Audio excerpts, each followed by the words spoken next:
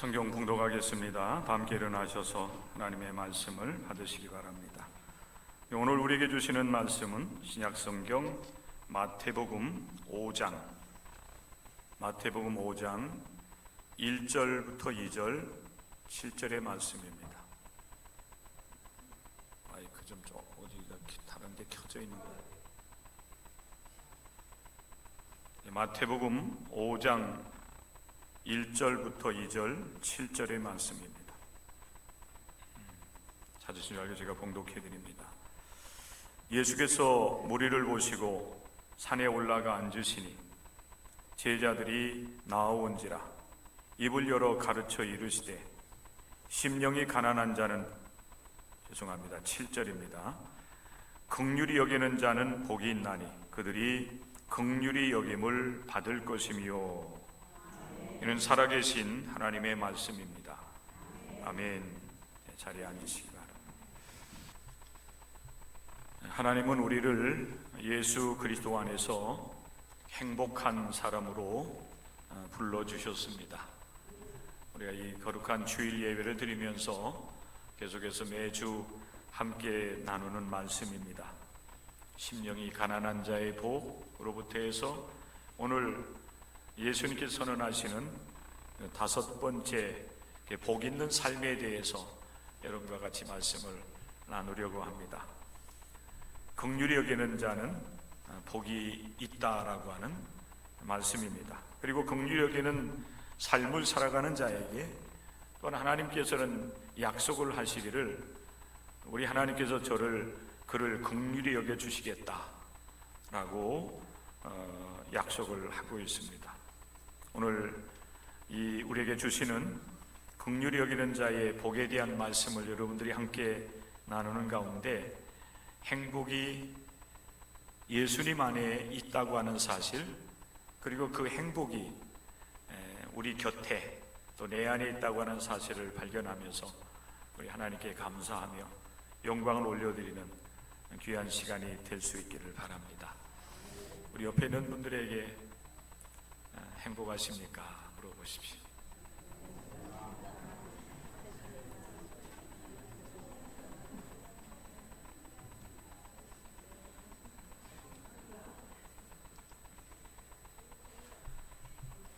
좌우에 우리가 함께 행복하냐고 물어볼 수 있는 사람들이 많이 있다고 하면 더 좋겠지요. 행복이 더 여기에 가득 차지 않겠습니까? 그러나 여러분, 행복이라고 하는 것은 우리의 어떤 주변 환경 또 어떤 여건에 따라서 행복이 있고 없고 또 행복이 크고 작고 이게 여기에 달려있는 것은 아닙니다. 예수님께서 우리를 하늘 백성, 하나님 나라의 백성으로 우리를 부르셔서 하나님 백성 삼으신 것은 여러분 한 사람 한 사람을 하나님 안에서 예수 그리스도 안에서 행복한 삶을 누릴 수 있게 하기 위함을 기억을 하면서 오늘 이 말씀에 귀를 기울이시기 바랍니다. 오늘 긍휼히 여기는 사람은 복이 있다라고 하는 말씀 여러분과 같이 나누게 되는데, 이 긍휼이라고 하는 이 말은 헬라어로는 엘레오스입니다. 이 말이 히브리어 구약 성경에 이제 쓰여지는 용어로 이야기를 한다라고 하면은 우리가 가끔 한두 번 정도 들어봤을 법한 그런 말인데요. 헤세드라고 합니다. 헤세드. 들어보셨죠? 네. 못 들어보셨습니까? 헤세드. 이 헤세드라고 하는 이 말을 우리 언어로 우리가 쓰는 한글이죠. 그러니까 한글로 이제 번역을 하면은, 한글로 말을 하면은 긍휼이 되는 거예요. 긍휼. 앞에 있는 말들은 우리가 잘 몰라도 괜찮아요. 그런데 여러분, 오늘 시간에 우리가 예배 드리면서 또 하나님 안에서의 행복한 삶을 위해서 여러분들이 기억해야 될 한마디 말씀이 있다라고 하면은 긍휼입니다. 긍휼. 이 말을 다른 말로 표현하면 자비가 되고 인자라고 하는 말이 됩니다. 인자씨. 인자씨, 인자. 근데 뭐 그런 인자가 아니에요. 혹시 한자가 같을 수도 있어요. 어질인자에다가 자비로울 자자, 사랑 자자를 씁니다. 어질고 사랑스럽다. 이게 이제 인자예요. 또 때로는 이 헤세드, 긍휼이라고 하는 말이 은혜라고 하는 말로도 이렇게 번역이 돼요. 우리가 가지고 있는 이 개역 개정판 한글 성경을 보면은 이 헤세드라고 하는 이 히브리어가 다양하게 이렇게 번역이 되어 있어요. 그래서 우리가 성경을 볼 때는 때로는 긍휼이라고 하는 말로 나오기도 하고 자비롭다, 자비로운이라고 하는 말로 나오기도 하고 때로는 뭐 인자라고 하는 말도 나오기도 해요. 그리고 때로는 은혜라고 하는 말로 한글 성경에는 이제 나오고 있습니다. 근데 이 그 긍휼이라고 하는 말이 사실은 우리가 많이 쓰지 아니하는 말이기도 해요. 그래서 우리가 오늘 이 시간 말씀을 나눌 때에 쉽게 여러분들이 이해하고 받아들이기 위해서 제가 여러분에게 쓰는 용어는 불쌍히 여김이에요. 불쌍히 여김. 이게 긍휼이라고 하는 말과 같은 의미가 있다라고 하는 사실입니다. 근데 제가 여러분들에게 때로는 긍휼이라고 하는 말을 많이 쓸 거예요. 근데 이 긍휼하면은 불쌍히 여긴다라고 하는 의미가 있구나, 이렇게 여러분들이 연상을 하면서 말씀을 여러분 받아주시면 좋을 것 같습니다. 이 긍휼은 하나님이 인간을 향한 행동을 설명하는 아주 중요한 용어라고 합니다. 긍휼이 뭘까? 불쌍히 여겨주는, 불쌍히 여김 받는다라고, 불쌍히 여긴다라고 하는 그런 의미가 있는데, 이 불쌍히 여기는 것은 주로 하나님께서 이 세상을 바라보실 때, 그리고 이 세상에서 삶을 살아가는 연약한 이제 사람들을 바라보시면서 우리를 위해서 하나님께 행하시는 모든 그 행동을 여러분 표현할 때 긍휼이라고 하는 말을 쓴다라고 하는 것입니다. 어린아이들이 어른들을 보면서 나는 우리 아빠를 긍휼히 여겨, 이런 말을 쓰기는 조금 어려워요. 그러나 어른들이 어린아이들 또 연약한 사람들을 볼 때에 내가 저를 긍휼히 여겨서 이렇게 도와주었어, 내가 저를 긍휼히 여기는 마음으로 내가 이렇게 말을 해줘서, 이 말은 여러분 가능한 것입니다. 그런데 이 긍휼이라고 하는 이 말은 주로 하나님께서 행하시는 일들을 표현할 때 쓰는 용어라고 하는 사실을 여러분들이 먼저 기억할 수 있기를 바랍니다. 긍휼은 하나님께 속한 것입니다. 그렇기 때문에 시편 62편 12절의 말씀에 보면은 이렇게 이제 하나님 앞에 고백을 하고 있습니다. 주여, 인자하심은 주께 속하오니 주께서 각 사람이 행한 대로 갚으심이니이다. 그랬어요. 여기 이제 주여 인자하심이 주께 속하오니 했는데, 이 인자라고 하는 말이 아까 얘기했듯이 사실 긍휼과 같은 의미로 쓰여져요. 같은 단어를 때로는 긍휼이라고 쓰기도 하고 번역하기도 했고, 때로는 인자라고 하는 말로도 이제 번역을 했다라고 하는 것입니다. 인자하신 긍휼은 누구에 속했어요? 주께 속하여 싸우니, 그렇게 말씀하고 있습니다. 우리 하나님께서 이스라엘 백성들이 애굽에서 400여 년 동안 이렇게 지나는 가운데 이스라엘 이제 백성들이 번성하지 않았습니까? 이스라엘이 번성을 하게 되니까 애굽의 바로 왕이 이스라엘 백성들을 억압하기 시작을 했습니다. 힘들고 어려운 일을 많이 시켰죠. 고된 일들을 많이 시켰습니다. 그런 가운데 이스라엘 백성들이 힘들고 어려워서 하나님을 향해서 부르짖어 기도해요. 하나님, 우리를 불쌍히 여겨 주십시오. 그러자 우리 하나님께서 이스라엘 백성들의 그 부르짖음을 들으시고 우리 하나님께서 누구를 보내셨습니까? 모세를 택하셔서 그에게 이스라엘 백성들을 출애굽시키라고 모세를 이스라엘 백성들에게 보내는 겁니다. 그래서 애굽의 바로 왕 앞에 서서 담대하게 우리 하나님께서 이스라엘 백성들을 이제 이 애굽에서 이제 출애굽시키라고 내게 명하셨다라고 말씀을 하면서 이스라엘 백성들을 이끌어내십니다. 이때 여러분, 우리 하나님께서 이스라엘 백성들을 출애굽시킬 때에도 어떤 마음으로 이스라엘 백성들을 출애굽하셔서 시키셔서 구원하셨냐면은, 따라서 하세요. 긍휼히 여기는 마음. 하나님께서 이스라엘 백성들이 고통 가운데 부르짖는 그 소리를 들으시고 그들을 불쌍히 여기신 거예요.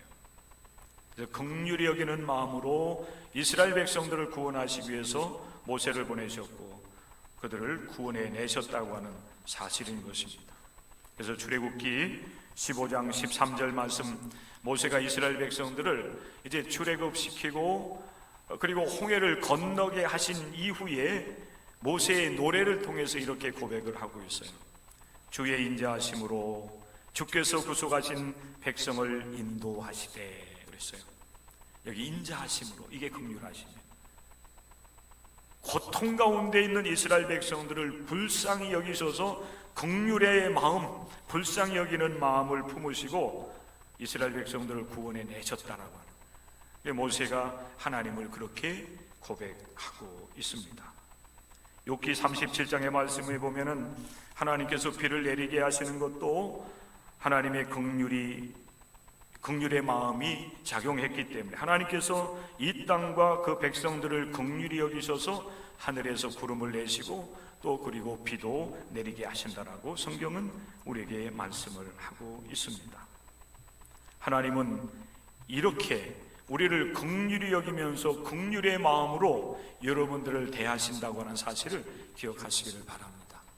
오늘 이 시간 여러분들이 하나님 앞에 나와서 예배 드리게 되는 것도 하나님께서 여러분들을 긍휼히 여겨주시기 때문에 이 예배가 가능한 거예요.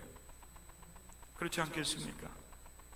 우리가 하나님과 동행하는 삶을 산다라고 애를 쓰지만은, 그러나 한 주간 우리의 삶을 살아가는 내 삶을 돌아보면은 너무나도 허물과 부족함이 많이 있었을 거예요.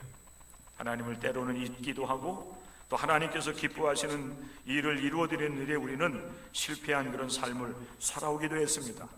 그런데 오늘 이 시간 우리는 이 예배의 자리에 참여하고 있어요. 만약 하나님께서 여러분들을 긍휼히 여겨주시지 않는다면, 그렇죠?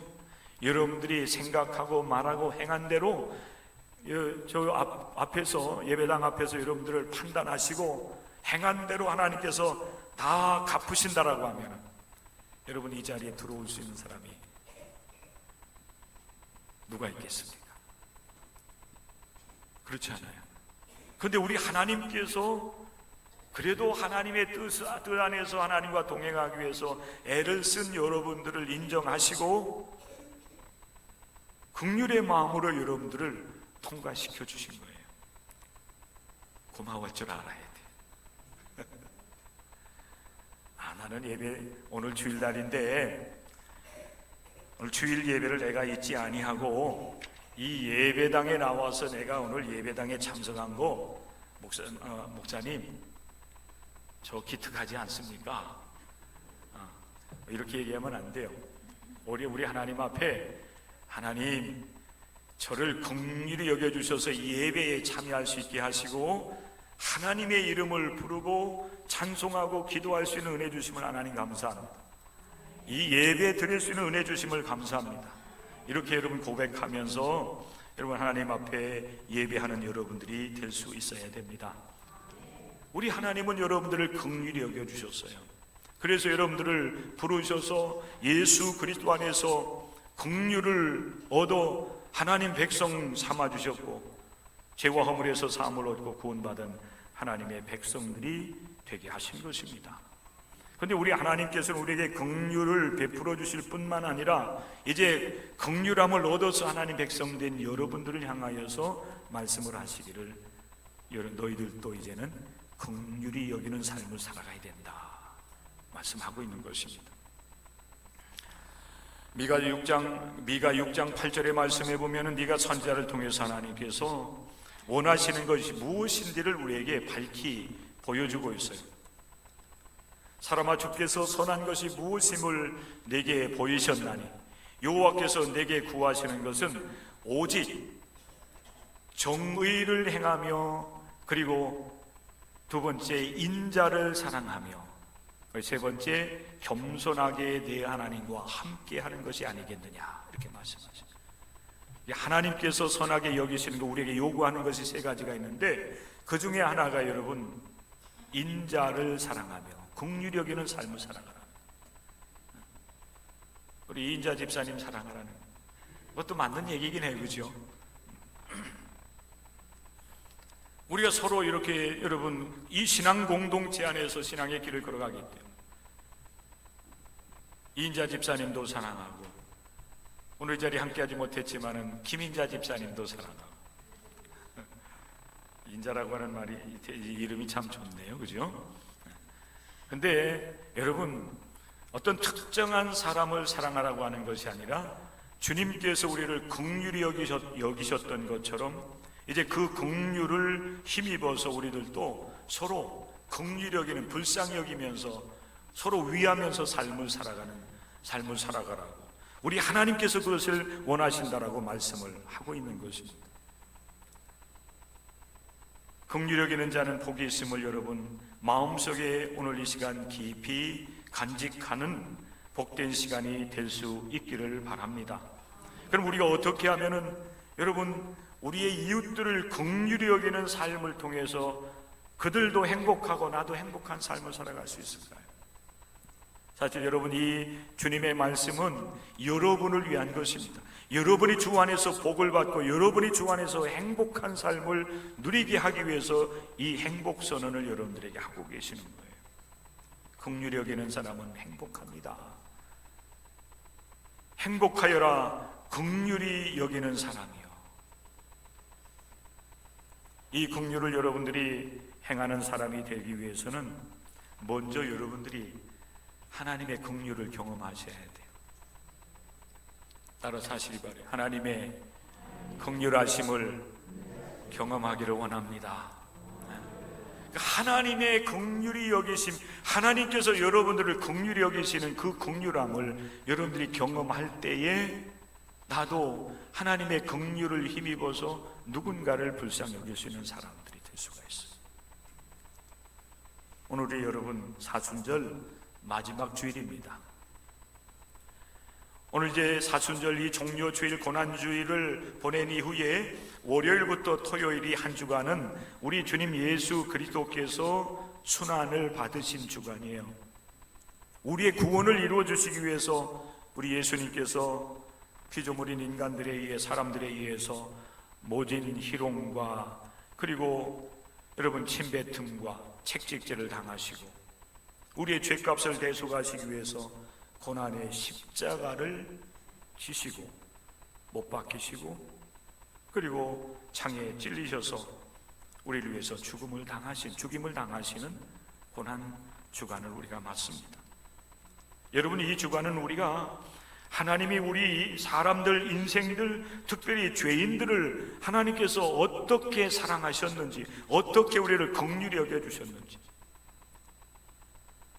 그래서 긍휼의 마음을 가지고 우리의 죄와 허물을 어떻게 사하셨는지, 그 하나님의 긍휼히 여기심이 무엇인지를 우리가 여러분 가장 확실하게 체험할 수 있는 가장 좋은 기회, 가장 좋은 시간, 가장 좋은 순간이 될 거예요.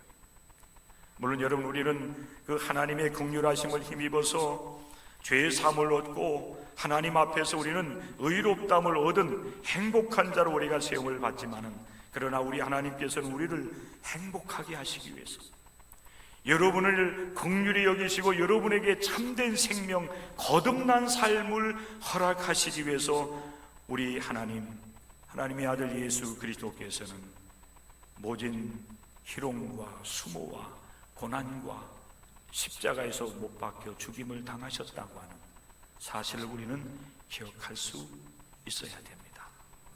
하나님이 우리를 어떻게 얼마나 사랑하셨는지를 우리가 비로소 몸으로 경험하고 그것을 깨달아 알 때에 비로소 우리는 그 긍휼히 여기심이 무엇인지를 알게 되고, 그리고 주님이 나를 긍휼히 여기셨던 것처럼 나도 누군가를 불쌍히 여기고 누군가를 존중해 줄 줄 아는 하나님의 사람들이 될 수가 있다고 하는 사실입니다.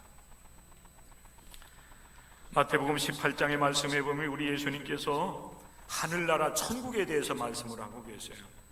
천국은 마치 종들과 결산하려고 하던 어떤 임금과 같다, 이렇게 말씀을 하고 있어요.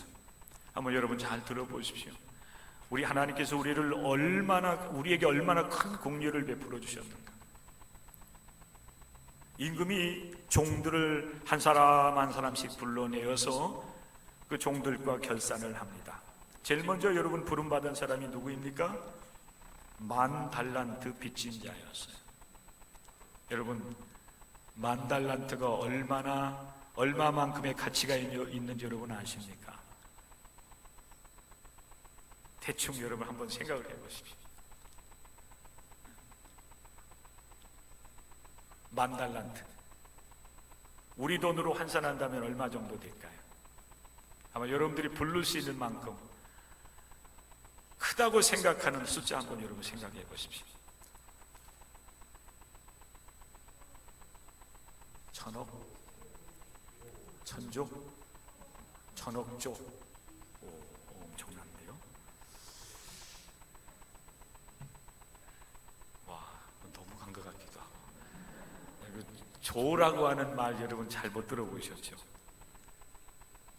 1,000만 원. 이거는 우리는 어느 정도 이제 많이 이제 그래도 많이 접하고 있습니다. 억 원, 1억 원, 10억 원, 100억 원. 억이라고 하는 말은 조금 이제 억소리가 사실 나긴 해요. 그죠? 1,000만 원도 조금 돈이 되는데, 1,000만 원에 10배가 되는 1억 원, 그거에 10배가 되는 10억, 100억, 이렇게 사실 올라가기 시작하면은 좀 우리로서는 좀 이렇게 좀 말하기 어려운 단위가 됩니다. 그렇죠? 근데 여러분 10,000달란트, 금으로 여러분 이제 되어 있는 1달란트, 근데 그 1달란트가 아니라 만 달란트예요. 제가 지난번 우리 이제 새벽 시간에 이 말씀을 전하기 위해서 이렇게 계산을 해보니까 이게 사실은 굉장히 큰 그 분량의 돈입니다.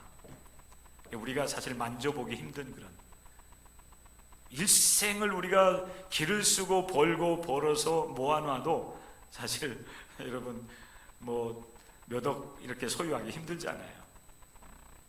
물론 부자는 뭐 수백억, 수천억 벌기도 해요. 근데 일반 보통 사람들에게 있어서 뭐 10억, 뭐 100억이라고 하면은 굉장히 큰 돈이기 때문에 이제 억소리가 난다, 이렇게 이야기를 하는데, 이 10,000달란트는 그보다 훨씬, 사실 제가 말하기 어려울 정도로 큰 분량의 물질입니다. 이게 여러분 무슨 의미가 있냐면은 10,000달란트 빚진 종이라고 한다면 사실 이 종으로서는 갚을 능력이 없어요. 갚을 길이 없어요. 그런데 어느 날 임금이 그 종을 불렀어요. 10,000달란트 빚진 자를 불러가지고 당장 그 빚을 갚아라. 그 종이 여러분 어떻게 갚겠습니까? 하루아침에. 그러니까 이 종이 임금 앞에 엎드려서, 임금님 잠깐 좀 참아 주십시오. 그런데 임금이 이걸 허락하지 않아요. 그보다 먼저 사실은 임금이 그 종에게 말을 하기를, 내 몸과 내 아내와 내 자식들과 내 모든 소유를 다 팔아서 너 10,000달란트 빚진 거 내게 당장 갚아, 이렇게 명령을 내렸어요. 그런데 갚을 능력이 없잖아요. 그 많은 것을 여러분 어떻게 한 번에 갚겠어요? 그러니까 이 종이 임금님 앞에 엎드려 절을 하면서 말을 하기를, 임금님 잠깐만 참아 주십시오. 그리하면은 제가 다 갚겠습니다. 그런데 임금님이 그 엎드려 있는 종을 볼 때는 저 종은 갚을 능력이 없어요. 그것의 수천 배, 수만 배의 수만 분의 1의 1도 갚을 능력이 없다고 하는 것을 임금이 내려다보고 있는 거예요. 그래서 여러분, 예수님께서 그 천국에 대한 비유를 말씀을 하시면서 이렇게 말씀을 하십니다. 임금이 그 엎드려 있는 종을 바라보면서 불쌍히 여겨 놓아 보내주었다라고 하는 거예요. 그리고 놓아 보내줄 때에 그 모든 빚을 다 탕감해서 놓아 보내주었다는 거예요. 사실 여러분, 일반 달란트 빚을 줬다고 하는 것은 갚을 능력이요, 갚을 길이 없는 것입니다. 그런데 그 임금은 그 종들과 여러분 결산을 하면서 갚을 능력이 없는 종을 위해서 불쌍히 여기면서 그것을 다 탕감해줘요. 탕감이라고 하는 것은 이제 갚지 않아도 된다고 하는 그런 이야기가 되는 거예요. 여러분, 오늘날 우리 하나님 앞에서 살아가는 우리들의 모습도 이와 같다고 하는 겁니다. 우리 하나님께서 우리를 긍휼히 여겨주셔서 구원해 주셨다고 말을 하는데, 그 구원이 여러분 어떻게 이루어졌는가라고 하는 사실이에요.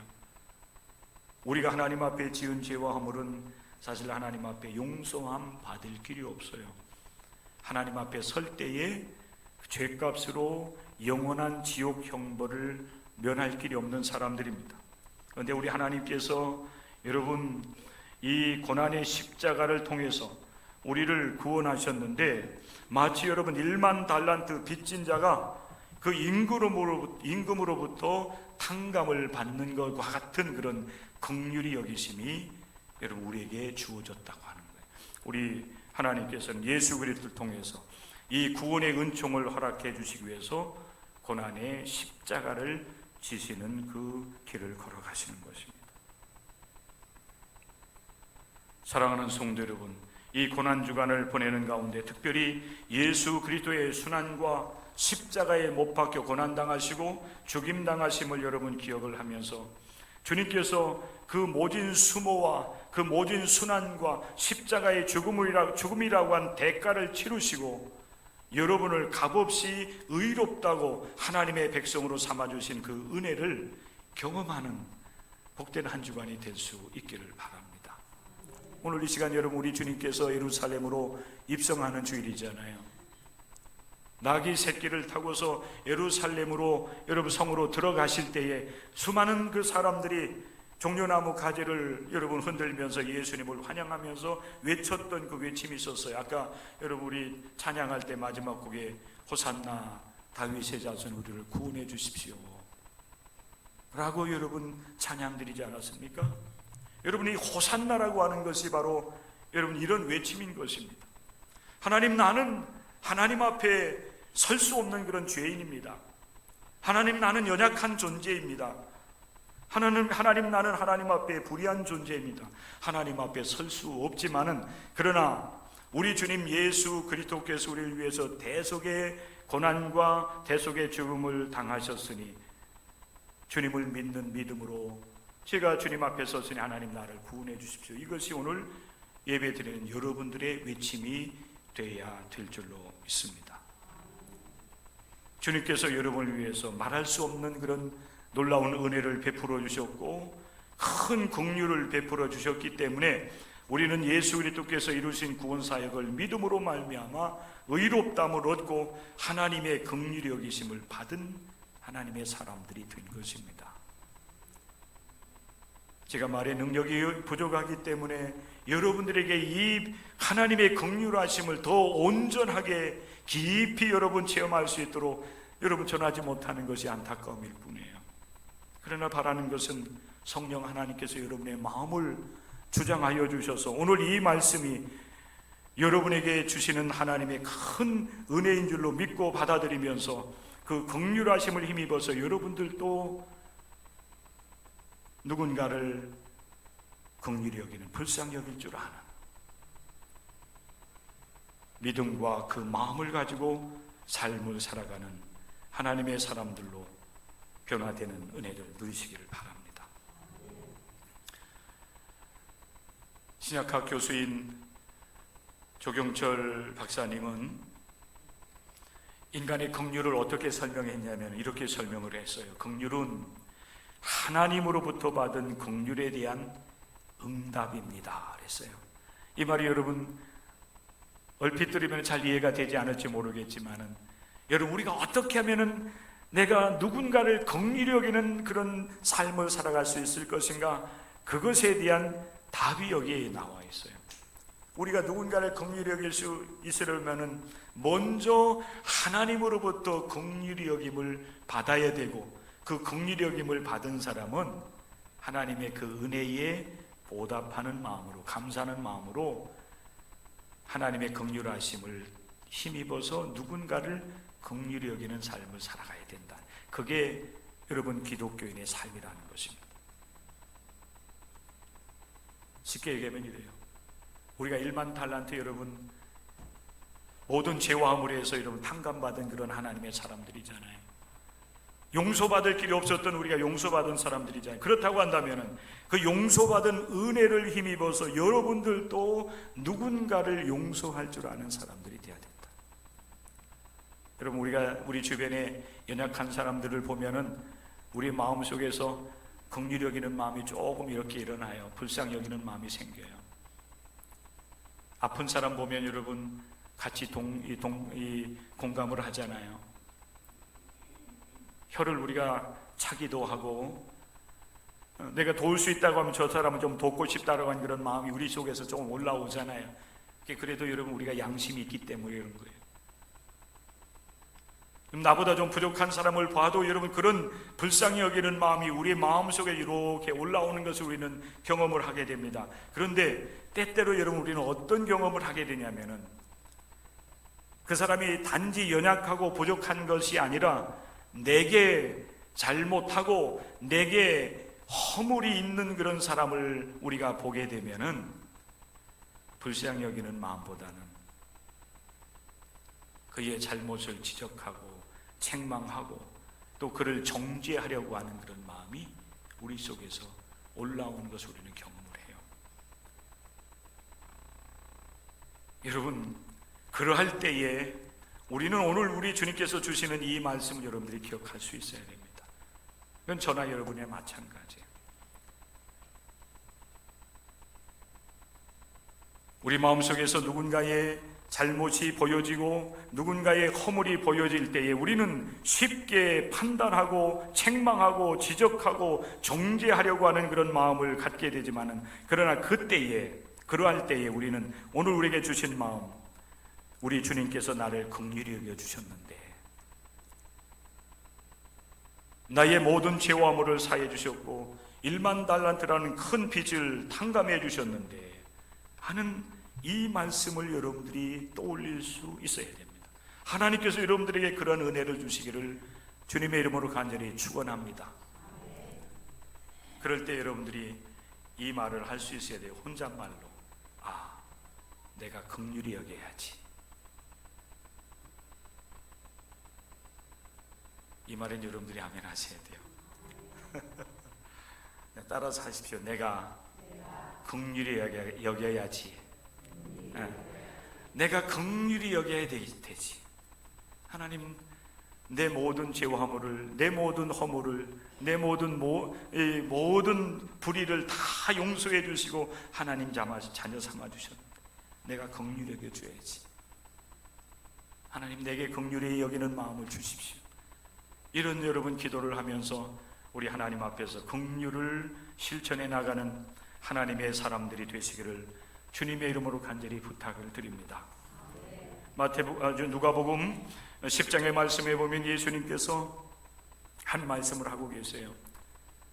여러분 잘 아는 그런 말씀입니다. 어떤 사람이 예루살렘을 방문했다가 여리고로 내려가다가 강도를 만나요. 과거에는 여러분 예루살렘에서 이 여리고로 내려가는 그 길이 이렇게 험했다고 그래요. 실제적으로도 예루살렘 굉장히 높아요. 800여 미터 돼요. 그 800여 미터 되는 그 마을에서 여리고는 이렇게 쭉 내려가는 그런 내려가는 그런 도중에 있어요. 근데 그 길이 여러분 험했기 때문에 이 과거에는 강도들이 많이 나타났다고 그래요. 그래서 나그네들을 이렇게 착취를 하기도 하고 오늘 이 말씀과 같이 때리고 그냥 버려두고 가는 그런 여러분 일들이 있었다고 하는 것입니다. 강도를 만나서 맞고 그리고 버려져서 고통 가운데 죽어가고 있었던 그 강도 만난 사람 곁으로 여러 사람이 지나갑니다. 제사장도 지나가고 레위인도 지나갑니다. 그들은 여러분 강도 만나서 고통 가운데 죽어가고 있는 그 사람을 보고 어떻게 했습니까? 피하여서 지나갑니다. 그런데 반하여서 유대 이스라엘 사람들에 의해서 여러분 이방인 취급을 받고 이방인보다 어찌 보면 더 못한 사람들로 취급을 받고 있었던 사마리아 사람 한 사람이 여러분 그 길을 지나가다가 길가에 버려져서 고통 가운데 죽어가고 있는 사람을 보고 이 사람은 불쌍히 여깁니다. 불쌍히 여기는 긍휼의 마음을 갖는 거예요.